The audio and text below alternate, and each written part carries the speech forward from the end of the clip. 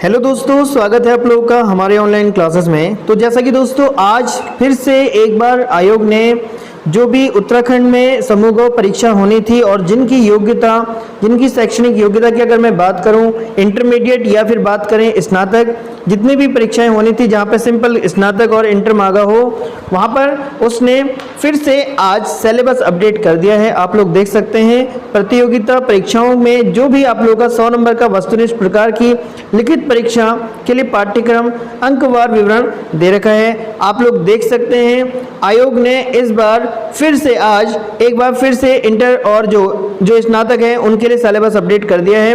हालांकि मुझे ज़्यादा दिख नहीं रहा कि इसमें ज़्यादा अपलोड है, लेकिन एक चीज़ नई अपडेट दिख रही होगी आप लोगों को। स्क्रीन में भी आप लोग देख सकते हैं कि 100 नंबर का तो पेपर होना ही है। टाइम ड्यूरेशन आप लोगों को पता है 2 घंटे की होती है।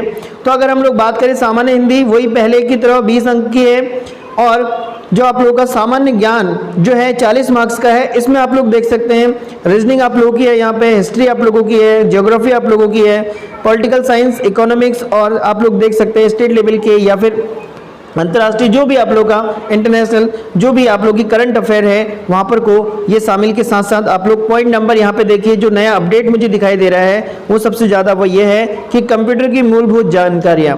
तो पहले उसमें सिर्फ और सिर्फ सामान्य ज्ञान किया गया था, लेकिन यहाँ पर इस बार थोड़ा सा उसने अलग ही पेज में और इसकी डिटेल भी दे रखी है। तो यानी कंप्यूटर से रिलेटेड ज़्यादा क्वेश्चन आप हो सकता है कि आप लोगों की परीक्षा में पूछे जा सकते हैं। तो इसलिए आप लोग जो है, क्योंकि इस बार स्नातक स्तर में आप लोगों का CCC मांगा गया था, आप लोगों ने देखा है वीपीडीओ में जो CCC मांगा गया है उसको लेकर मेरे को लग रहा है कि यहाँ पर को ये टॉपिक ऐड किया गया है कंप्यूटर जो फंडामेंटल हैं उसको लेकर। तो अब मुझे लगता है कि कंप्यूटर के इस पेपर में जो अब आप आगामी जो पेपर होने वाला है आप लोगों का कनिष्ठ सहायक का हो या फिर स्नातक स्तरीय जो वीपीडीओ का पेपर है, हो सकता है वहाँ पे आप लोगों को कंप्यूटर के कुछ ज़्यादा क्वेश्चन मिल सकते हैं। तो अब साथ ही उत्तराखंड मैं यहाँ पे आप लोग देखिए, अब इसका हो सकता है कि डिटेलिंग ये 40 मार्क्स का ही रखा है, डिटेलिंग में कुछ चेंजेस किया हो। चलिए उसको भी देख लेते हैं कि डिटेल में क्या चेंजेस हैं। देखिए सबसे पहले हिंदी है। हिंदी में आप लोग देख सकते हैं हिंदी भाषा का विकास, और अगर हम बात करें तो यहाँ पे कुमाऊनी और गढ़वाली और जौनसारी इन बोलियों का भी आप लोगों को जो है इन बोलियों में किन किन भाषाओं में क्या किस चीज़ को क्या कहा जाता है ये देखना है। हिंदी वर्णमाला जैसे भी, और वर्णमाला के साथ साथ यहाँ पे देवनागरी लिपि के गुण दोष और ये सारी चीज़ें ऐड की गई हैं। स्वर और व्यंजन दोनों आप लोगों को पढ़ने हैं वर्णमाला के अंतर्गत। फिर बात करते हैं स्पेलिंग, जो भी मिस्टेक है हिंदी वर्तनी ये आगे आप लोगों का ये पहले भी था। अब यहाँ पे जो है शब्द संरचना कैसे होती है, उपसर्ग, जितने भी आप लोग के जो आप लोग का ग्रामर वाला पार्ट है वो सभी इसमें कवर किया गया है। और संधि में आप लोग देखिए इस बार भी सिर्फ स्वर संधि की बात की गई है, स्वर संधि के ही ये पार्ट है सारे, तो आप लोग सिर्फ स्वर संधि ही पढ़े। फिर उसके बाद बात करें वाक्य परिचय। देखिए भाई यहाँ पे एक थोड़ा सा डिफरेंट आप लोगों के सामने ये दिख रहा है आप लोगों को, वो क्या है, पत्र लेखन, टिप्पणी, प्रारूपण और विज्ञप्ति, सरकारी अर्ध सरकारी पत्र क्या होते हैं इनके बारे में आप लोग जरूर पढ़ के जाइएगा। लास्ट पॉइंट अगर 1-2 पॉइंट और देखें तो हमने इसमें जनसंचार हिंदी का कंप्यूटिंग जो आप लोगों का मीडिया से रिलेटेड है, समाचार पत्र पत्रिकाएं और रेडियो टीवी ये वाला हिंदी में ऐड किया गया है। अब देखिए भाई यहाँ पे एक पॉइंट और है आप लोगों का कंप्यूटिंग, फॉन्ट, टाइपिंग और पेज लेआउट। ये यानी कंप्यूटर से रिलेटेड आप लोगों का होता है कि कैसे हम लोग इसे करते हैं। तो देखिए हिंदी में ये वाला पार्ट तो जहाँ तक मुझे लगता है हिंदी लुसेंट जो आप लोगों की बुक है वो कवर कर जाती है। कुछ पार्ट नहीं मिलेंगे आप लोगों को, जैसे यहाँ पे पत्र लेखन वाला पार्ट है ये नहीं मिल पाएगा, जनसंचार वाला तो है ही, उसमें कंप्यूटिंग वाला पार्ट नहीं मिल पाएगा। अब देखिए भाई अब यहाँ पे हिंदी साहित्य का भी अलग से डाटा दे रखा है जो कि आप लोगों की NCERT की बुक्स है 11-12 की, वहाँ से आप लोग इन्हें देख सकते हैं। यहाँ पे आप लोग पद्य के जितने भी कवि हैं वो, और साथ ही गद्य के जो भी कवि हैं उनकी लिस्ट आप लोग यहाँ पे देख सकते हैं। उसके हिसाब से आप लोग को तैयारी करनी है। चलिए अब देखते हैं। अब अगला जो है रीजनिंग का जो पार्ट है, रीजनिंग की वही, इसमें ज़्यादा विशेष कोई चेंजेस नहीं किया गया है। आप लोग देख सकते हैं वो सभी टॉपिक हैं जो रीजनिंग में आप लोगों के होते हैं। चलिए अब बात करते हैं अगला जो इसमें सबसे बड़ा पार्ट है वो है हिस्ट्री का। आप लोगों को पता है अपने आप में हिस्ट्री बहुत ज़्यादा बड़ा पार्ट होता है सिलेबस में। तो हिस्ट्री में भी यहाँ पे इसने प्राचीन की अगर मैं बात करूँ तो प्राचीन में सिंधु घाटी सभ्यता से लेकर आप लोग देखिए अरब और तुर्की आक्रमण जो भारत में आक्रमण होते हैं वहाँ तक का पूरा पार्ट इसमें कवर कर रखा है इसने। और जहाँ तक मुझे लगता है बेसिक ही पूछना चाहिए, लेकिन हिस्ट्री अपने आप में बहुत बड़ा पार्ट है। मध्यकालीन भारत में दिल्ली सल्तनत आप लोगों का पूरा दे रखे हैं। दिल्ली सल्तनत, साम्राज्य विस्तार, पूरी नीतियां इनके बारे में, भक्ति आंदोलन भी दे रखे हैं, साथ साथ में भक्ति आंदोलन भी देखना आप लोगों को, मुगल काल और कला साहित्य और मराठा और सिख, ये सारे पार्ट आप लोगों के मध्यकाल के संबंधित है। अब बात करते हैं आधुनिक यानी मॉडर्न हिस्ट्री में यूरोपीय कंपनियों का जो आगमन है वो दे रखा है। यहाँ पे आप लोग देख सकते हैं ब्रिटिश शासन भी दे रखा है और राष्ट्रवाद का विकास भी दे रखा है। ये टॉपिक आप लोग देख सकते हैं। इस प्रकार से ये हिस्ट्री का टॉपिक है। लास्ट पॉइंट में अगर हम बात करें हिस्ट्री में, भारत सरकार अधिनियम 1935 ये आप लोगों को देखना है। साथ ही स्वतंत्रता अधिनियम 1947 इसको आप लोगों को देखना है। देखिए विश्व इतिहास भी दे रखा है। यहाँ पे विश्व इतिहास को देखेंगे तो यूरोप में पुनर्जागरण और साहित्यकारों का और जो भी कलाकार और वैज्ञानिकों का योगदान क्या रहा ये बताना है। फ्रांसीसी क्रांति, अमेरिका स्वतंत्रता संग्राम, रूसी क्रांति और आप लोग देख सकते हैं प्रथम और द्वितीय विश्व युद्ध के प्रमुख क्या कारण थे। इन चीज़ों पर भी आप लोगों को गौर करना है।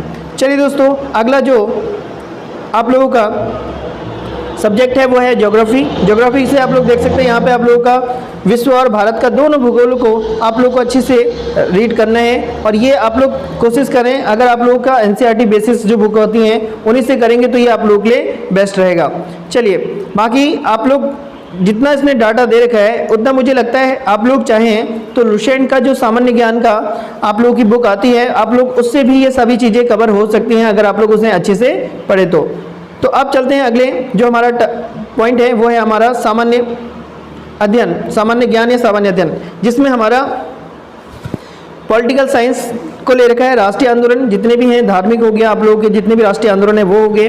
असहयोग आंदोलन को अलग ही दे रखा है, तो असहयोग आंदोलन पढ़िएगा आप लोग। असहयोग आंदोलन के अंतर्गत बहुत सी चीज़ें हैं, जलियांवाला बाग हत्याकांड, गांधी जी का आगमन, ये सारी चीज़ें दे रखी हैं। सविनय अवज्ञा आंदोलन, भारत छोड़ो आंदोलन। अब बात करें भारत का विभाजन, ये सभी चीज़ें हैं वही देख लीजिएगा। और साथ ही गांधीवाद भी दे रखा है, गांधीइज्म भी की जो विचारधारा है उसको भी आप लोगों को जानना है कि विचारधारा में क्या क्या है। चलिए देखते हैं इसने स्पेशली किया होगा। हाँ देख लीजिए, देखिए आप लोग अहिंसा, सत्य, सत्याग्रह और राजनीति, अध्यात्मीकरण और राज्य का विचार, तो राम राज्य का विचार, तो ये सारी चीज़ें आप लोग देख सकते हैं। ये गांधी जी के संबंध में आप लोगों को पढ़ना है। और जो विचारधाराएं थी उनकी, जैसे सामाजिक विचार क्या थे, सर्वोदय विचार क्या थे, और बात करें अछूतोद्धार के लिए क्या थे, ये सारे जितने भी हैं आप लोग देख सकते हैं। ये आप लोग का सिलेबस डिटेलिंग कर रखी है। अब पॉलिटी में भी स्पेशल पॉलिटी डाला ही था, यहाँ पे अलग से डाल रखा है कि लोकतांत्रिक व्यवस्था क्या होती है, गणतांत्रिक क्या होती है और सर्वधर्म समभाव की अवधारणा क्या होती है। ये सभी चीज़ आप लोग देख सकते हैं। मौलिक अधिकार अलग से देखें, फिर मौलिक कर्तव्य भी दे रखे हैं। तो ये आप लोगों का पॉलिटी वाला पार्ट है।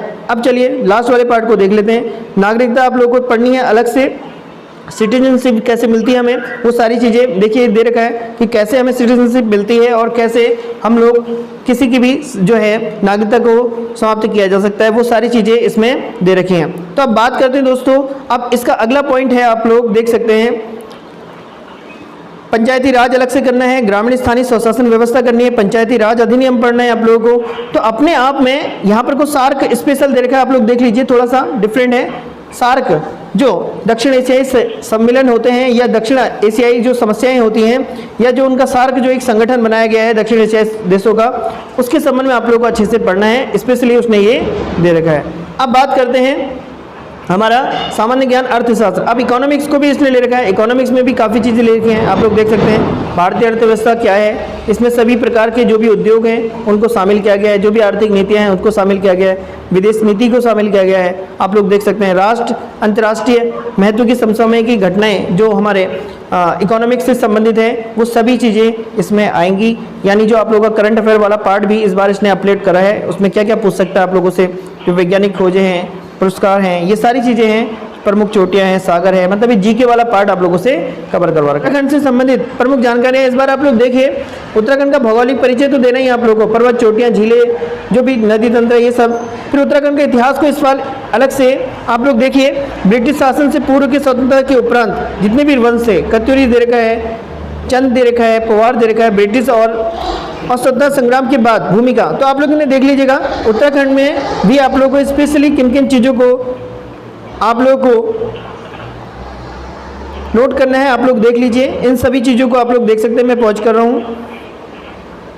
तो ये था हमारा उत्तराखंड। उत्तराखंड को इसने टोटली 13 जो है इसके पार्ट कर रखे हैं। 13 पॉइंट हैं, इसमें 13 पॉइंट में बहुत ढेर सारी चीज़ें आप लोगों ने देख सकते हैं और ये 40 नंबर सबसे ज़्यादा कवर यही करता है। तो ये है आप लोगों का उत्तराखंड, और उत्तराखंड के बाद इसने लास्ट जो टॉपिक दे रखा है वो है फंडामेंटल ऑफ कंप्यूटर सिलेबस। अब इसमें क्या है, इसमें एक तो बेसिक कॉन्सेप्ट जो आप लोगों का कंप्यूटर होता है, दूसरा ऑपरेटिंग सिस्टम क्या होते हैं उनके बारे में जान रखा है, बताना है, फिर आप लोगों का सॉफ्टवेयर पैकेज जो भी होते हैं उनके बारे में, और आप लोगों का सेपरेट सीट यानी आप लोगों का जो भी वर्ड या फिर हम बात करें एक्सेल जो भी इसमें आते हैं वो सब आ जाएंगे।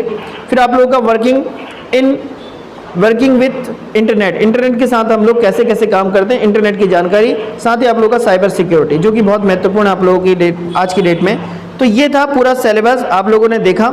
ये उत्तराखंड समूह गाँव का सिलेबस है। जो लोगों को नहीं पता है मैं बता देता हूँ, ये उत्तराखंड में जो भी कॉमन परीक्षाएं होती हैं जहाँ पे सिर्फ ग्रेजुएशन मांगा जाता है या फिर सिर्फ इंटरमीडिएट मांगा जाता है, तो उस लेवल पर ये प्रश्न पत्र बनाया जाता है। और अब ये लेवल पे डिपेंड करता है, जैसे 12th लेवल का एग्ज़ाम अलग है तो उसका थोड़ा लेवल कम होगा, और अगर बात करें जहाँ पे ग्रेजुएशन मांगा है उसका लेवल थोड़ा हाई करेंगे। और दोनों का पेपर आप लोग का 100 मार्क्स का होगा। और पार्टिंग आप लोग देख ही सकते हैं, हम लोगों ने पार्टिंग पहले में देख ली है और इसकी पार्टिंग इसने पहले से कर रखी है। जैसे आप लोग देख सकते हैं यहाँ पे इसने अंकवार दे रखा है। हिंदी 20 नंबर की है, पूरी जो जीएस है वो 40 मार्क्स की है, और उत्तराखंड आप लोगों की 40 मार्क्स, टोटल 100 नंबर का, और 2 घंटे का इसमें टाइम पीरियड होता है। चलिए दोस्तों, तो उम्मीद करते हैं आप लोगों को सिलेबस समझ में आया होगा। और अगर आप लोग इसी प्रकार की न्यूज़ हमारे चैनल में देखना चाहते हैं तो हमारे चैनल को सब्सक्राइब जरूर कीजिएगा दोस्तों।